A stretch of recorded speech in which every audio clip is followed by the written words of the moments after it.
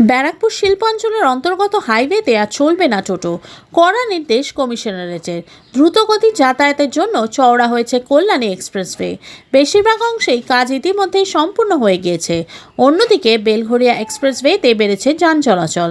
দুই এক্সপ্রেসওয়ের কোথাও কোথাও প্রতিবন্ধকতা হয়ে দাঁড়িয়েছে টোটো। কোনো রকম নিয়ম রীতির তোয়াক্কা না করে যথাযথ টোটো চলাচল শুরু হয়েছে, ফলে শুরু হয়েছে দুর্ঘটনার সম্ভাবনা। তা এড়াতে কল্যাণী এক্সপ্রেসওয়ে এবং বেলঘরিয়া এক্সপ্রেসওয়েতে টোটো চলাচল সম্পূর্ণ নিষিদ্ধ করার কথা শুক্রবার জানালেন ব্যারাকপুরের পুলিশ কমিশনার অলোক রাজোরিয়া। এদিন তিনি জানান, দুই এক্সপ্রেসওয়েতে টোটো দেখলেই তার সঙ্গে সঙ্গে বাজেয়াপ্ত করা হবে। সেই সাথে নির্দিষ্ট ওই টোটো চালকের বিরুদ্ধে আইনি ব্যবস্থা নেওয়ারও হুঁশিয়ারি দিয়েছেন পুলিশ কমিশনার। উল্লেখ্য, টোটো বন্ধ করা সম্পর্কিত নিষেধাজ্ঞা ব্যানার দিয়ে ইতিমধ্যে জারি করা হয়েছে দুই এক্সপ্রেসওয়েতে। টোটো চলার উপর একটা নিষেধাজ্ঞা জারি করা হচ্ছে, কিভাবে আপনারা এইটাকে ট্যাকেল করছেন? দেখুন, হাই রোডে কোনোভাবে টোটো চালানো যাবে না।